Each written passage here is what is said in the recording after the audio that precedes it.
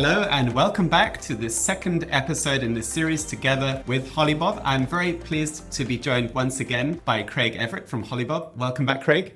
Thanks for having me back, Nick. Very excited for the second episode of this very interesting series so far. And we've had some great discussions, and I believe with today's guests that is only going to continue. Everybody is talking about how generational shifts are really starting to have their impact, and especially with the huge opportunities of all of the developments happening in that social space. So today's guests are going to help us unpackage that and really get to know from a very first-hand expert perspective what's happening there. I'm pleased to bring on board two people who I know very well. Welcome Lottie Norman from TTC, the Travel Corporation. You've been someone that here at the DTTT we've worked with over many years, and you always continue to impress us with your incredible content work. You lead a content team that is always innovating, always thinking about how to reach that next generation more than anybody else I know. And I think you really punch above your weight in terms of what you guys do as a brand.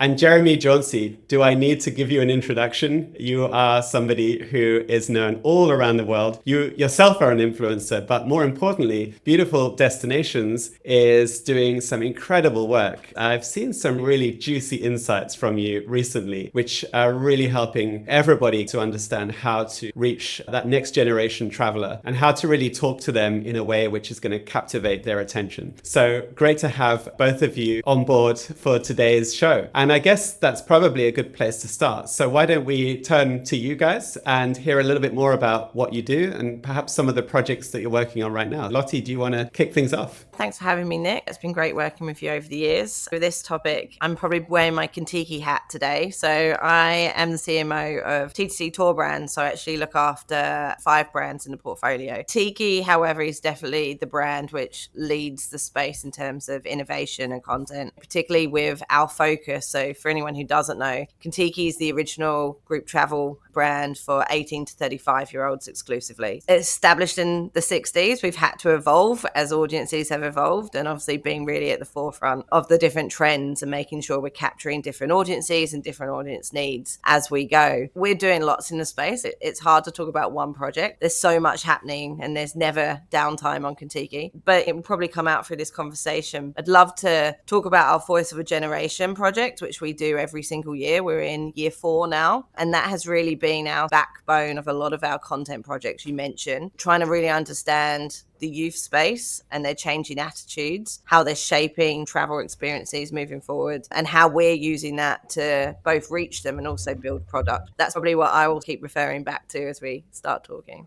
Great. And how about yourself, Jeremy? You've been very busy lately. I think you've certainly done a bit of a relaunch and repositioned yourselves as a real kind of thought leader and sharing some very rich insights. So tell us a bit more about that. Thank you. The business, for those of you that don't know, started as an Instagram account 12 years ago in the very, very early stages of social media with a pretty simple insight that we felt the majority of travelers would lean into platforms that would allow them to share their first-hand experiences, focus on telling a story around travel that wasn't brand advertising driven, and bring that to a place where people were spending more and more time on mobile. And for those of you that remember back then on Instagram, all you could do was post a single photograph. There were 4 filters. There was no business analytics. There was no video. There was really no such thing as the creator economy or creators themselves. And what that industry has exploded into has been fantastic to ride along that wave. And that's really what we've done, prioritizing a focus on mainly short form video content, the kind of viral stuff that I think we now realize is so influential at all these different steps in the travel funnel. And having spent real time now over the last decade in the travel industry, working with tourism boards, working with hotel brands, working with experience providers and so on, really just understanding how pervasive social and video content can be in your marketing arsenal. And it really sounds like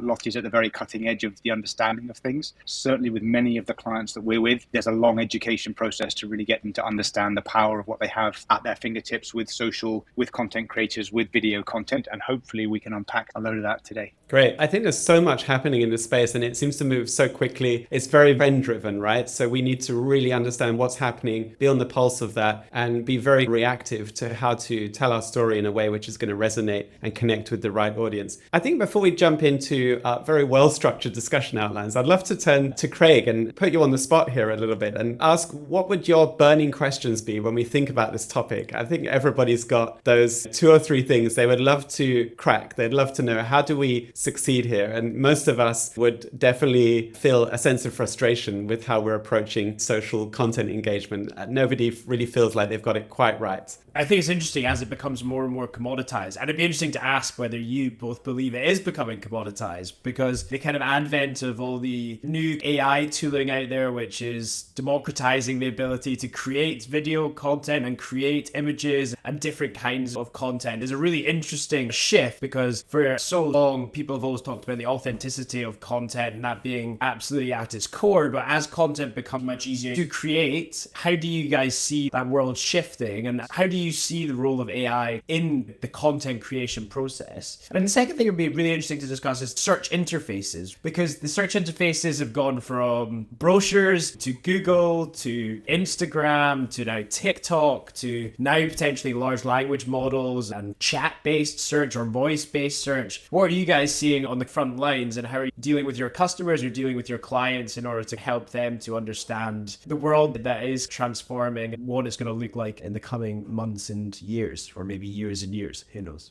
So a couple of good questions there. Let's start off with that commoditization piece, because I see it suddenly from two perspectives. I think the first is this increasing conversation around social commerce. How do we actually convert on content, and who's driving that conversion, and how does it actually take place? I'd love to know what you guys think about that. But I think you also touched then on the creation of content as well. This is really dramatically shifting right now. And I guess all of us are asking, is AI going to replace that authentic content creator? I remain skeptical, but I have seen some pretty cool stuff, so I will keep an open mind. What do you guys think?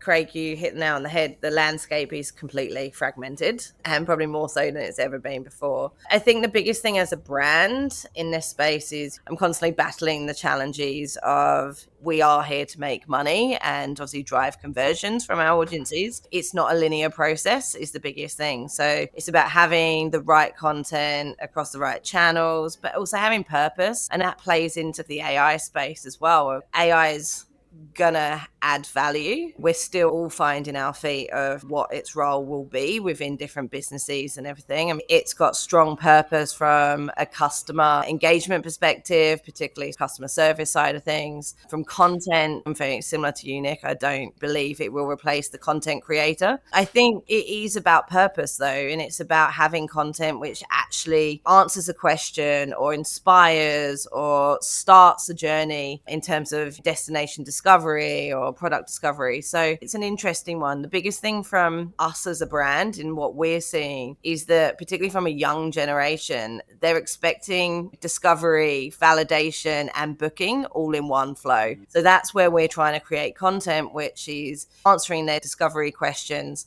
which is just inspiring them to just want to get out of there every day and see the world, but also the reviews piece as well, and answering their questions and validating what they're wanting to know. So that's really tricky for us. The days of my generation of having 6 tabs open and researching, that's really gone now with the younger generation. How do we capture their attention but also provide value in seconds is the biggest challenge at the moment for us as a brand. Just to follow up on that, because attention is a commodity which you can purchase, and it's either you can get attention through quality or quantity in some ways. And how do you think about that dynamic when trying to create content to inspire your audience? Because you need to be in the psyche of your audience all the time, but then you're obviously trying to get them to convert as well. So how do you think about that kind of dynamic?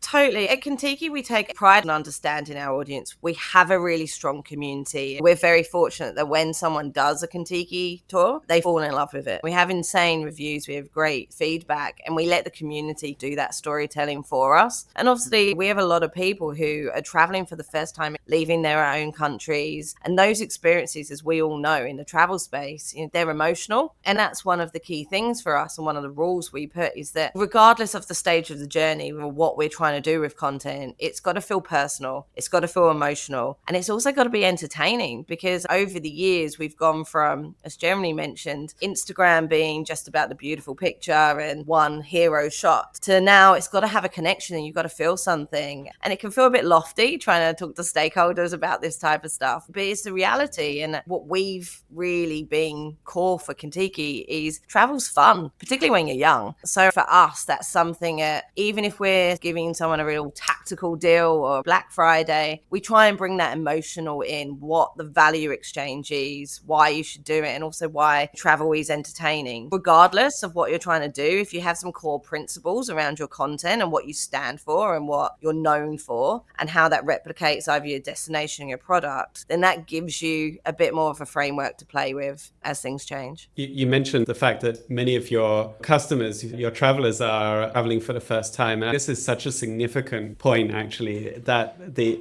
extreme sense of emotion and feeling that you have when you travel around the world and you discover places that you've never been to before as a young person. And we're talking about Gen Z and maybe very soon Gen Alpha. I think that's a really interesting perspective, that this is a point in their lives where they're expressing themselves, perhaps in a way that later on in life, you don't have that strong sense of expression. And that can really come through in content. And it's an opportunity to tap into. Jeremy, what content works today? How have things shifted? And how do you see yourselves supporting the clients that you're working with to really understand what that shift looks like and how they can really get on board with that and really create traction with their content? So we've been lucky as the business has grown in that we've had a foot in both the consumer camp because we have a social audience where we are a brand. And for many of what we like to call the next generation of traveler, all these future decades of spend, because our audience is very similar to Lottie's in terms of being on the younger end.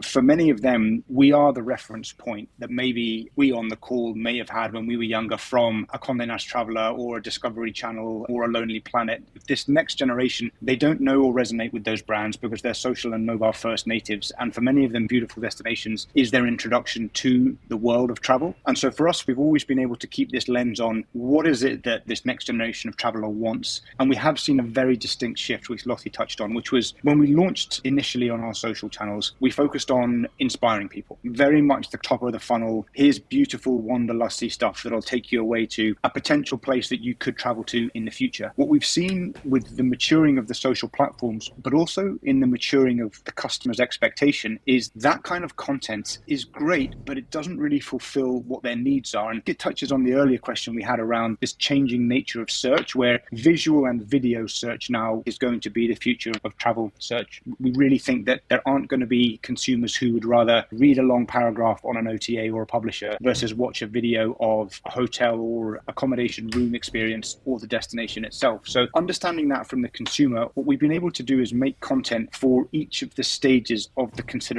cycle and make it distinctly different. So what that means is we're seeing on our social channels that people are direct messaging us and they're sending us, here's 4 waterfall videos in Bali that I saw on the Beautiful Destinations account. Where do I stay? What do I do? How do I get there? Then not only that, they're setting up other DM groups with their friends within the Instagram platform, and they do it on the other social networks too, where they start to have an active discussion around that trip. And what you realize is happening is, in our marketing terms, they're moving further down the consideration funnel into research and planning, and they're doing it around video within a social platform. What's then happening is, with the tight integrations into messaging apps like the Meta suite of services going into WhatsApp, they're then doing all their research and planning in between the Instagram DMs or TikTok and WhatsApp. And exactly as Lottie said, it's not going to those 18 or 25 different tabs. They're doing it within this environment, referencing video. And then, I know we've touched on it in the reports that we've put out, and maybe everyone on this call sees a similar future. It is only a matter of time before the ability to then move into that final transaction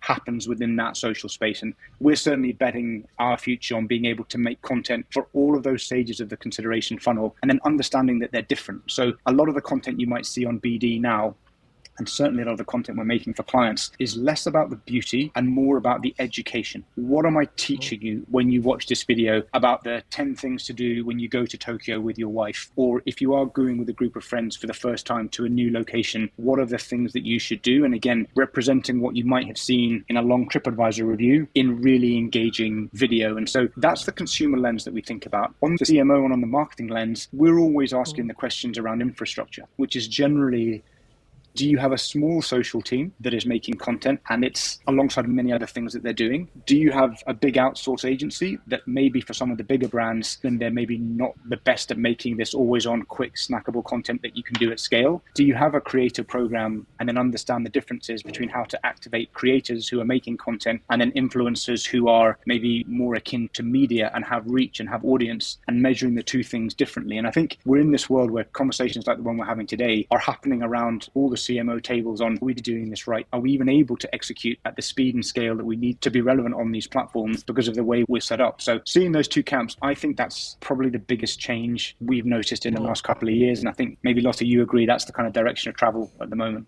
Absolutely agree. And I think you're spot on. It is exactly the conversation we're having. Operating models to reach scale is definitely the biggest challenge. So we're very fortunate that we built 10 years ago an in-house marketing lab, we call it, to enable us to have an in-house team of designers, videographers. We do everything in-house as much as we can. But as we've grown, we've really moved away from traditional influencer partnerships to now have an always-on creator program, exactly as you were saying. And we've actually recently taken that one step further, because as we've started to look at the Contiki audience, we have these huge brand ambassadors, people who have done 6, 7, 8 trips, who are the voice of the brand. And so how do we really empower them outside of just a loyalty program to be those sort of creators and answer these questions as we've moved more into this information driving content generation? What we've recently done is we've started to build a pass packs community where they road test all of our new trips, they feature in our shoots, gives us that authenticity edge, but also really heroes those guys. But then that goes hand in hand with our creator program now, where these are people with audience and we can build them into our affiliates program and everything else to try and commercialize it as much as possible. But that's very much been the shift, because that type of content is great and super powerful and has high performance and ROI against it. But we still have our sales events. We still have Black Friday. We still have January sales. We still have a lot of these things, which we need a lot of content for these platforms. It's just the reality. So how do you make sure there's not too much of a distinction where you've just got really brand broadcast content versus all this amazing through the funnel information content? And that's been a challenge for us, of utilizing UGC through conversion, utilizing some of this pass pack community and our creators, doing more whitelisting has been a big thing as well. So that's definitely the biggest challenge, I think, particularly when you start looking at stakeholders and the commercials around it and trying to improve performance in general.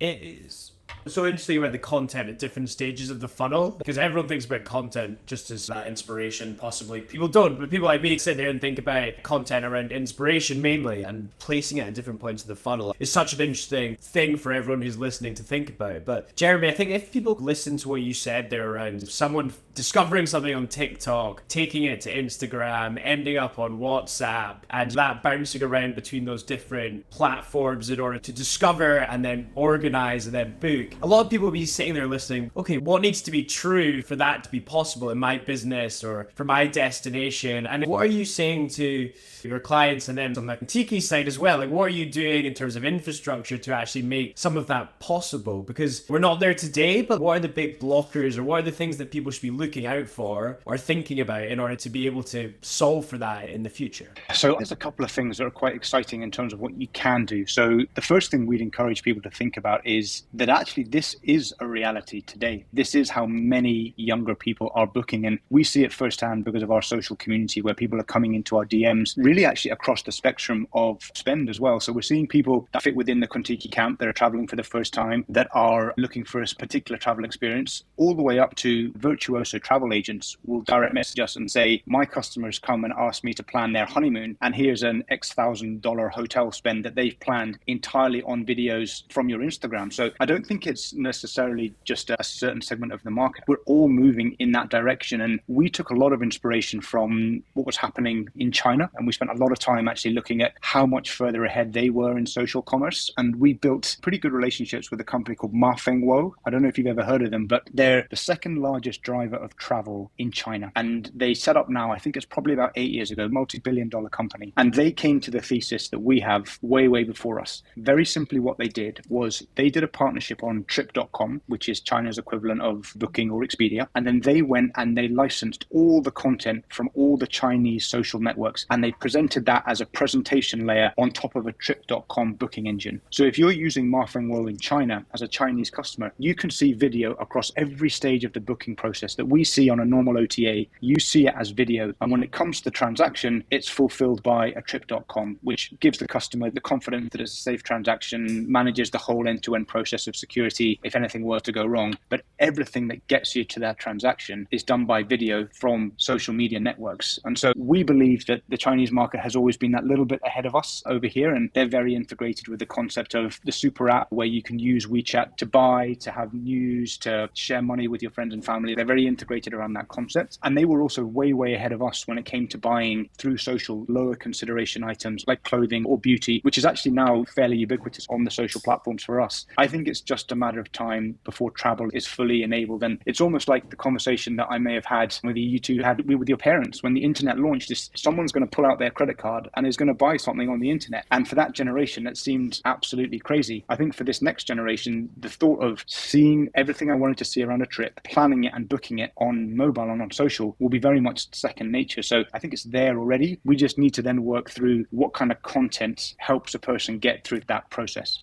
It's interesting to see how that behavioral shift has happened fairly gradually. I think instant messaging, we used to talk about dark social at the time, and how people are sharing content, building trip ideas, as you mentioned, using WhatsApp and private messaging groups to share ideas and start to curate trips. But I think the barrier for a lot of brands is always, how do I get into that space? It's a closed private space. There's no conversion metrics that I can really see there. There's no buy button or book button. It feels like a really big barrier for most brands. And it's interesting to see what's happening in China. There are some really interesting examples also in other areas, like you mentioned, retail. But in travel, it still seems like quite a big hurdle for anybody who's trying to sell an experience to get over. And after you've shared all of this, I think about my own habits. And indeed, I also collect, I share, and it's so disorganized. It's so badly structured. It's the exact opposite of a brilliant, really slick design user experience that we all try to create on our websites. And I'm sure, Lottie, you're actively working to make sure as a CMO,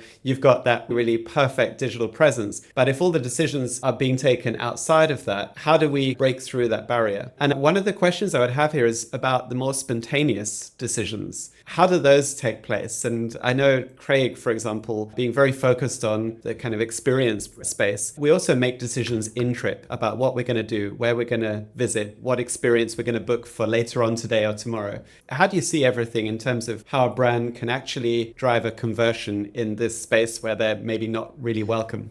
It's a big conversation, and it is one we've had for a long time now. I think there was conversations a while back of Instagram commerce and being able to buy directly and everything. Obviously, TikTok Shop has exploded from a product perspective, and I do totally agree. It's just a matter of time before travel's part of that. We've dipped our toe in the water, so to speak, with deposits being a little bit more manageable. We've done things, you remember, Nick, I spoke to you previously about our podcast, our Alexa skill, even alongside the podcast. And our Alexa skill actually was a packing guide where we partnered with different destination tourist boards, and you'd get a packing guide. And then at the end, if you completed the packing guide and it created a list within your phone, would give you an opportunity to put your deposit down at a special rate. We didn't see much uptake, but it was a test of this voice activation and what we can do in that space. And if someone's really engrossed in the content or the journey, are they then willing to put their money where their mouth is and make a commitment if the value exchange was strong enough? It's a tricky one, because the moment a brand starts playing in these closed spaces, people back off quite quickly. We have a number of community-driven groups which are run by our trip managers, which perform amazingly well. But as soon as we put anything a bit more tactical or deal-orientated in there, people aren't willing to purchase in that environment. They want to do it on their own terms and on their own time. But they're definitely warming up. We're seeing our community of the right voices in those spaces. So as I mentioned, some of our brand ambassadors who have been on multiple trips, having them lead the charge, having some of our contact center staff who historically and for the other open age brands are still on the phone, having them now, we have an opportunity where you can request a WhatsApp chat, you can request to talk to them on social. We have contact centers now in our DMs, like watching and waiting and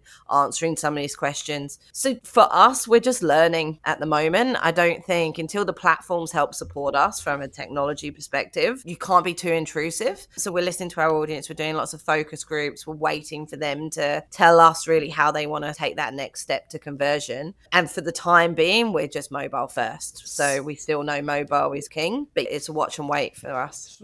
Well, what Hollywood does is we work with brands who have travel travelers who've either booked flights or hotels or packages and they are in destination or they're just about to travel. And we help those brands to upsell and cross-sell experiences or activities to their consumers. And 95% of the traffic that we generate originates from either WhatsApp, SMS, WeChat, or Telegram, because email does not convert. And the click-through rates that we see are plus 30% in terms of engagement with the message and then searching and trying to find those experiences. We have two core metrics, which is click-through rate, i.e. how do you drive that trust and engagement with the consumer via those mobile-first chat based channels. And then second thing is how do you get the right thing in front of those consumers in order to drive that conversion or that inspiration and then ultimately conversion. And we also see the same behaviors that people want to take the content back to WhatsApp or back to Instagram. And that's where it all falls apart. And that's where it's really hard to get the connectivity between the conversations that happen in those private spaces and where a lot of decision making happens back to the app or back to the web platform where the actual purchase happens. Now, WhatsApp and others are doing a lot of stuff in the space around trying to make that a much smoother consumer journey and allowing the purchase within app. But that works really well for the commodities where it's binary whether you want it or not. But when it's an experience and it's not so commodity, you don't need an experience as such. It's a choice. It's an opportunity cost driven thing. I think I'm going to have a better time tomorrow by doing this rather than not doing it. That's where it, from our experience, becomes really difficult to drive conversion on those platforms, unless you have really compelling content which drives that conversion. But then you really need a lot of support from the WhatsApps or whoever the platforms are in order to integrate that content in a really seamless way. Maybe at the same time, it's also about shifting our expectations, because Lottie, you mentioned at the beginning having to constantly manage expectations with your superiors, with your board. And I guess it's also about everybody wants to see a conversion everywhere in every channel. And if they don't see an immediate direct conversion, there's that disappointment. But what both of you have done is really democratize the voice of brands by handing it over to others to tell it in a way that's really authentic, that's compelling, that actually makes you want to collect, save, or share, or discuss that. That point in the decision-making process perhaps isn't the point. It's the upper funnel still for much of those interactions. So it's not the point where you have decided, and it's not the point where you're ready to or want to make that booking. And I think, Lottie, what you were describing is finding other ways to hold the hand of the consumer, support them, give them something that has a sense of utility, give them a way to ask a question very easily, even if that's to someone who's more of an ambassador than the actual brand, and being ready to receive them once your repeated messaging eventually cuts through and they're ready to make that decision. We all see that travel is a purchase that we just don't make for the most part on impulse, and it's really important to recognize and make the case for this shift in how you approach things, which doesn't necessarily always tie conversion right in as a hard metric to see results. Jeremy, you've been doing some really interesting things lately, especially with Dubai and the Beautiful Destinations Academy. Tell us what's that all about, and why is supporting the creator community in the way that you're doing so important and so valuable for your partners? I think our fundamental positioning is that if you tap into the creator economy, you can unlock this scale challenge, which Lottie mentioned, and which, to be honest, all of our clients experience, which is how do I get content at scale around the world at the right kind of price point that I can continually use and continually iterate. And since the founding of the business, we have really invested heavily in the creator economy and thought of these individuals essentially as little mini production companies. And so our voice is to go into partners and say, you may have one agency with one infrastructure or a handful of agencies with a handful of infrastructures, but I can guarantee you that the very best creative talent in the world does not want to come and work for you. They don't want to come and work for us. They want to be all over the world. They want to be free. The changing nature of work post-pandemic has, on the one hand, fundamentally changed how creative and marketing departments are structured within brands, but has also unlocked a global talent pool that before would never ever be able to be accessed by an individual brand. And so we really push this idea that you can tap into this decentralized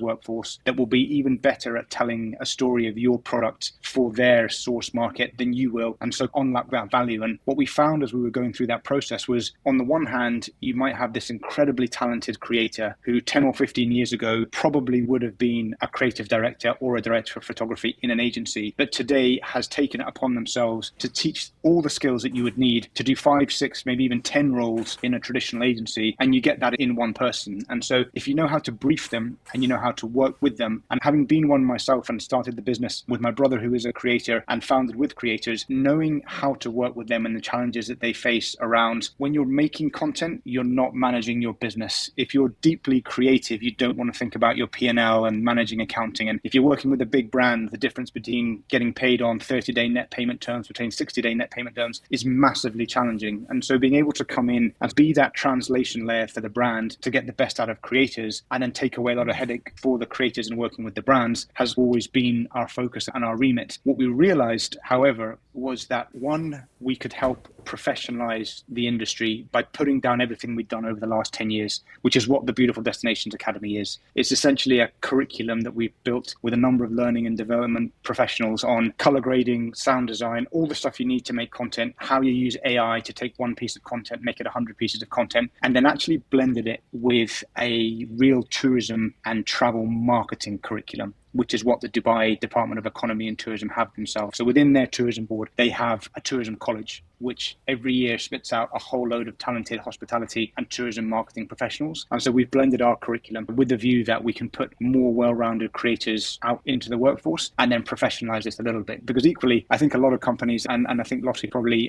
you're one of the exceptions, is a lot of people will engage with the creator economy. It maybe doesn't go quite well. They maybe have the expectations that the creator is managed by the PR team because it's a fam trip, or maybe the creator is thought of too much like a production company. So there's a very strict RFP or a very strict business process put onto the creator, and it doesn't quite work. And it does a disservice to both the brand and the creator. So trying to create creators out into the marketplace that know the business of travel and tourism, as well as making content, is the reason that we've built this partnership.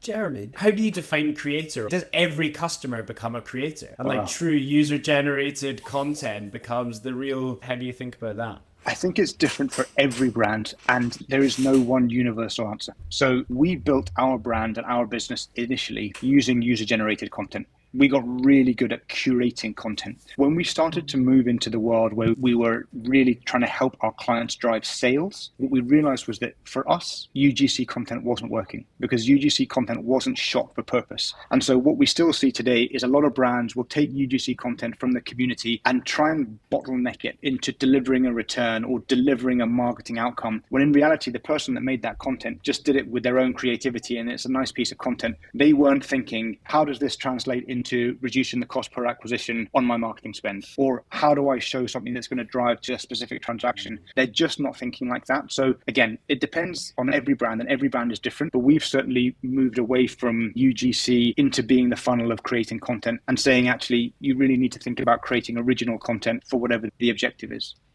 It seems that we need to be the strategists in terms of having the right approach, knowing how to pull together the right people, knowing how to give them enough freedom and opportunity to be themselves. But we don't need our creators to be the strategists. And as you were saying, we're not looking for an agency to come up with the strategy, the content plan, and then demonstrate the results. It seems like we really need to be brilliant at pulling together and building around us some brilliant talent and just letting them be that talent, letting them tell the story in a way that's going to just really trigger that emotion. How can brands actively build those kind of networks around them? It must be really tiring and hard work. I think a lot of these potential creators are very transient. As you mentioned, Lottie, this is their trip today, but tomorrow they want to be somewhere else. And that means that they're not coming back to us necessarily to keep giving and feeding the next thing. So that means as a brand, we need to use once and find another. So how on earth can we maintain that? It seems like a lot of hard work. Yeah, we've really moved away from that model because we have so much content ourselves. We are very fortunate as a brand. We've got a lot of young people who are creating content and great content on TikTok. They're all very good at it. For Kentucky, more than any of the other brands, the content is top notch.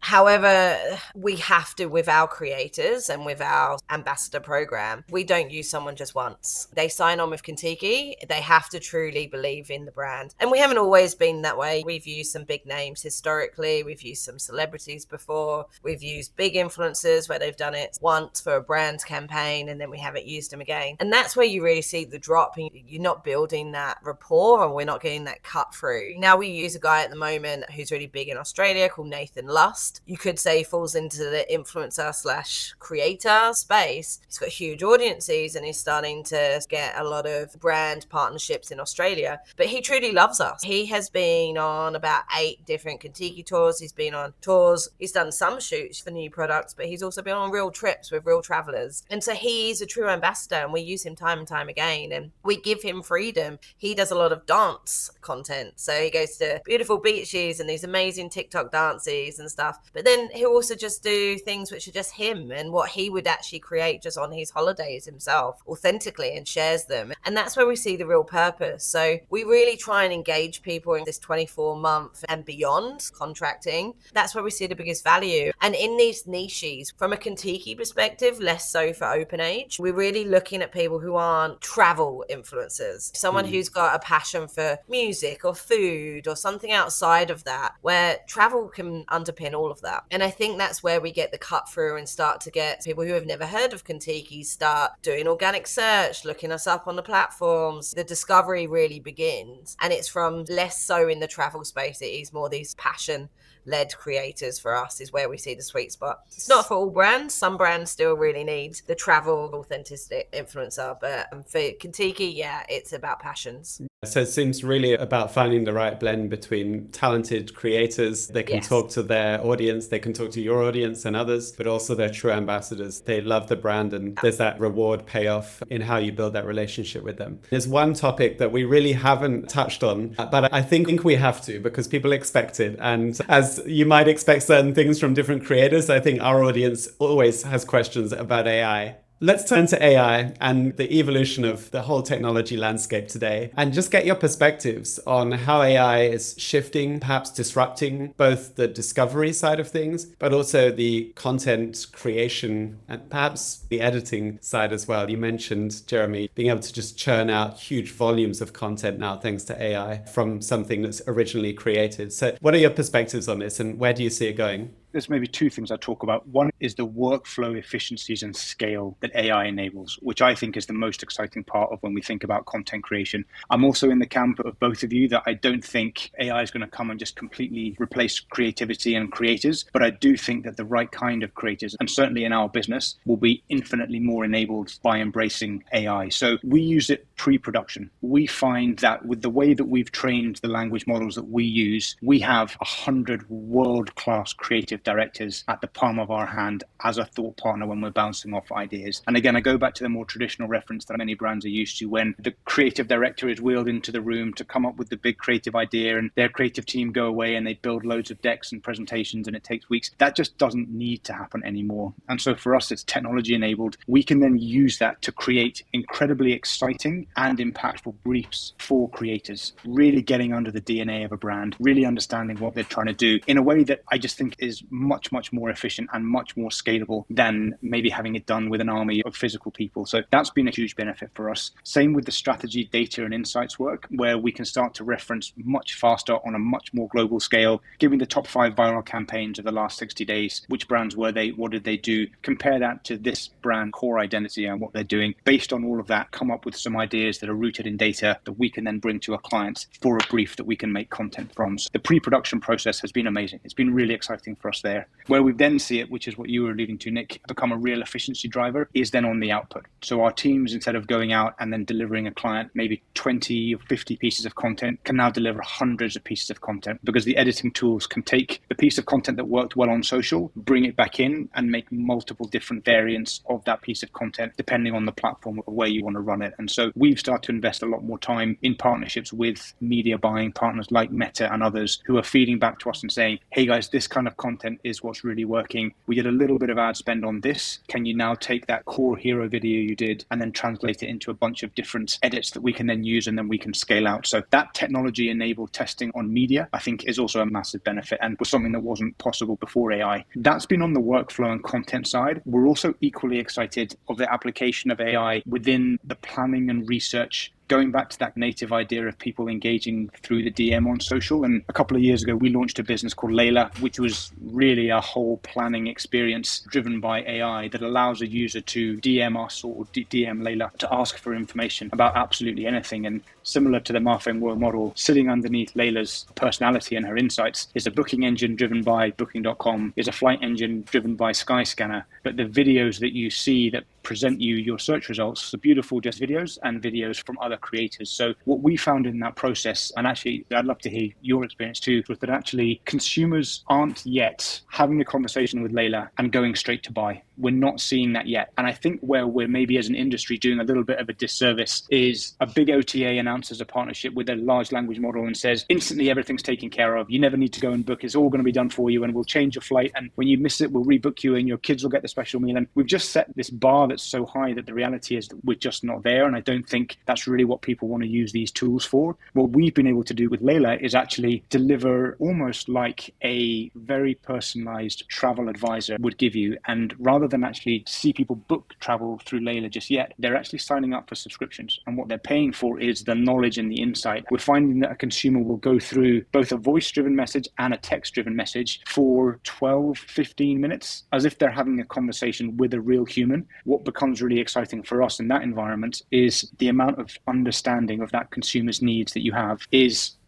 100x what you get when they go through the process of booking on your website. That data can then be stored. That data can then be used to create bespoke itineraries, to create bespoke marketing, to talk to them about the things that we want. We know, for example, that we had a lady who came in to use the service, and she started by saying, listen, I'm an air hostess, so I've traveled the world. So it's going to be very hard for you to show me a destination that I've never been, but I want a hidden gem. Also, my husband is in the military, so I only want to consider hotels that will deliver you a military discount. And my son is special needs, so there are certain activities that he really resonates with and others that don't. And we were able to, using AI, deliver her the perfect trip in about 30 seconds. And she wrote back instantly saying, this is usually 2 weeks of planning for me, multiple conversations, multiple different service providers, and now AI is able to streamline for me. And so I think that's where we're seeing that intermediary value without saying AI is going to solve everything and automatically book for you. It's really exciting. I have to say, Jeremy, you need to get that 30 seconds down to about 1 second. That's the only room for improvement. But no, it's so impressive. And the capability that we now have that we didn't have a few years ago is just mind-blowing. So it's really, I think, a very clear message to get up to speed, to look at all of those strategy, those creative functions that can be really supported by AI and mean that we go from maybe what the maximum we could do as a small team to the maximum we can do with those kind of infinite resources. What's your perspective on this, Lottie? Very, very similar. We're seeing AI get used more and more, particularly from our core audience in that discovery space. They want the personalization, travel's overwhelming. And also remember, a lot of our audience have had COVID hit them in their peak years. The world has been very different and has changed a lot for this generation. So they are really leaning on AI for that discovery, that information, but they still don't trust it. And I think we're still some way off them actually having everything wrapped up in a bow. I think Contiki is a really strange one because our trip manager does everything that an AI bot would do. So we are the original AI in a way. And I think our audience see that when they actually experience a Contiki, and we still see them. That's where our trip managers, we're using them more and more in content because they can add that layer of personalization. They know what people want on their trip, what their personalities are, what their fears are, what they're scared of.